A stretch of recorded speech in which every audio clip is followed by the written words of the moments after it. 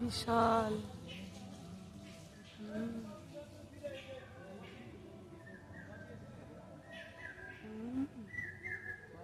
সব ভক্তজনেরা বলছি তো, শ্রীমান মহাপ্রভু আসেনি, তার 57 বছর আগে এসে অপেক্ষা করছে যে কলিকালে শ্রী গোবিন্দ জন্ম নেবেন, এখানে এসে অপেক্ষা করছে। হ্যাঁ,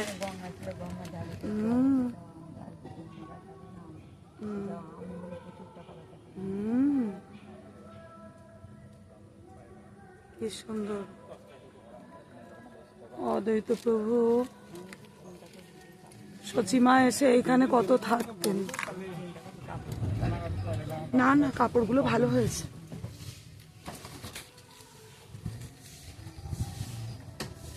কাপড়গুলো খুব সুন্দর হয়েছে।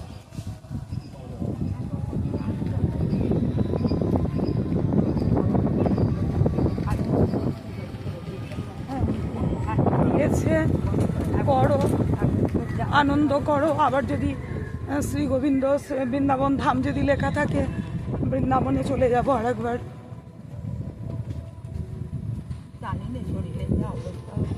না না, মনের জোর রাখো, মনের জোর রাখো। গোবিন্দ ঠিক কৃপা করবে, মনের জোর রাখো।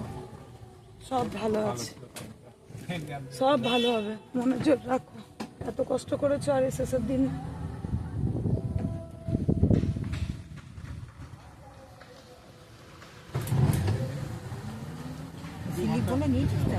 হ্যাঁ, স্লিপগুলো সব নিয়েছি।